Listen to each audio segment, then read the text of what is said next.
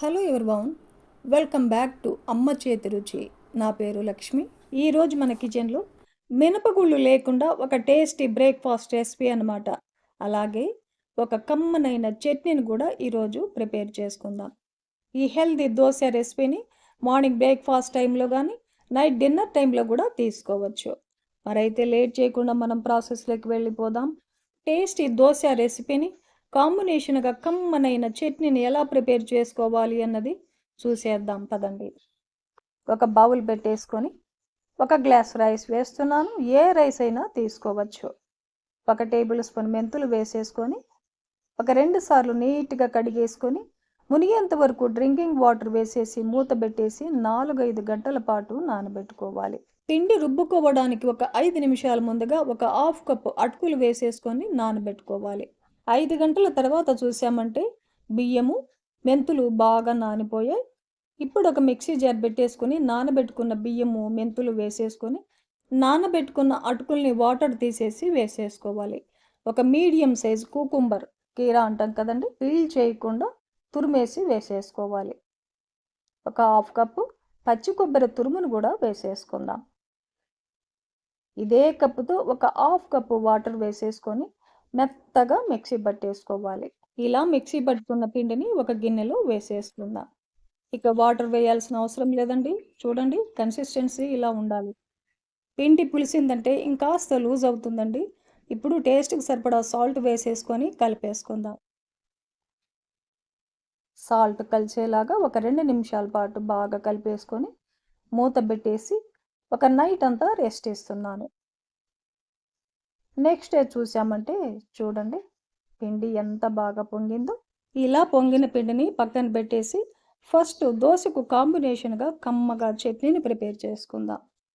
Stove on చేసి ఒక pan పెట్టేసుకొని 1 టేబుల్ స్పూన్ ఆయిల్ వేసేసుకోవాలి. ఆయిల్ హీట్ ఎక్కిన తర్వాత 1 కప్పు వేరుశనగ గుళ్ళను వేసేసుకొని మీడియం ఫ్లేమ్లో వేరుశనగ గుళ్ళని వేయించుకుందాం. వేరుశనగ గుళ్ళని ఇలా మీడియం ఫ్లేమ్లో ఫ్రై చేసుకున్నామంటే లోపల భాగం కూడా పప్పు బాగా వేగి చట్నీ టేస్ట్ చాలా బాగుంటుందన్నమాట. ఇలా ఫ్రై చేసుకున్నాక టేస్ట్కి తగినట్టుగా రెడ్ చిల్లీని వేసేసుకోవాలి. 1 టేబుల్ స్పూన్ ధనియాలను వేసేసుకొని ఒక హాఫ్ టేబుల్ స్పూన్ జీలకర్రను కూడా వేసేసుకొని ఫ్రై చేసుకుందాం. ఇవన్నీ కూడా ఇలా బాగా వేగిన తర్వాత 1 ఇంచి అల్లాన్ని ఇలా పీసెస్గా కట్ చేసి వేసేసుకుందాం. ఒక 2-3 వెల్లుల్లిపాయలని పొట్టు తీసేసి వేసేసుకొని ఫ్రై చేసుకోవాలి. చూడండి, ఇవన్నీ కూడా ఇలా బాగా ఫ్రై అయ్యాక స్టవ్ ఆపేసి మిక్సీ జార్లో తీసేసుకుందాం. మళ్ళీ అదే ప్యాన్లో ఒక హాఫ్ టేబుల్ స్పూన్ ఆయిల్ను వేసేసుకొని ఒక ఉల్లిపాయని ఇలా పొడవుగా కట్ చేసి వేసేసుకొని ఉల్లిపాయలు బ్రౌన్ కలర్ వచ్చేంత వరకు ఫ్రై చేసుకోవాలి. చూడండి, ఉల్లిపాయలు ఇలా బ్రౌన్ కలర్ వచ్చేంత వరకు ఫ్రై చేసుకొని స్టవ్ ఆపేద్దాం. ముందుగా వేయించి పెట్టుకున్న పల్లీలు, ఎండుమిర్చి ఇవన్నీ కూడా మిక్సీ జార్లో తీసుకున్నాం కదండి. ఒక 2 టేబుల్ స్పూన్లమైన పుట్నాల పప్పును వేసేసుకొని టేస్ట్కి సరిపడా సాల్ట్ వేసేసుకోవాలి. మూత పెట్టేసి మిక్సీ పట్టేసుకుందాం.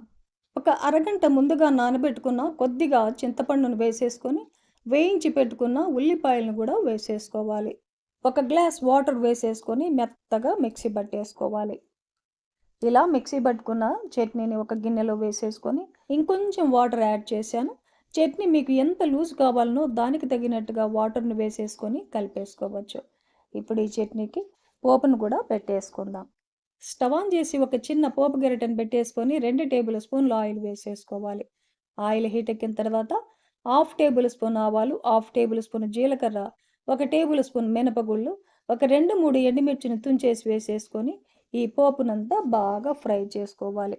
ఇలా ఫ్రై చేసుకున్న తర్వాత కొద్దిగా ఫ్రెష్ కరివేపాకును కూడా వేసేసుకొని కరివేపాకు క్రిస్పీగా అయ్యేంత వరకు ఫ్రై చేసుకొని చట్నీలో కలిపేసుకున్నామంటే కమ్మనైన పల్లి పుట్నాల పప్పు చట్నీ రెడీ అయిపోతుంది. ఈ చట్నీ ఈ దోశ రెసిపీకే కాదండి, ఎన్ని రకాల బ్రేక్ఫాస్ట్ రెసిపీస్కైనా ఈ చట్నీ సూపర్ టేస్టీగా ఉంటుందన్నమాట. ఇప్పుడు దోశలను వేసేసుకుందాం. చూడండి, ఇలా బాగా పొంగిన పిండిని ఒకసారి బాగా కలిపేసుకోవాలి.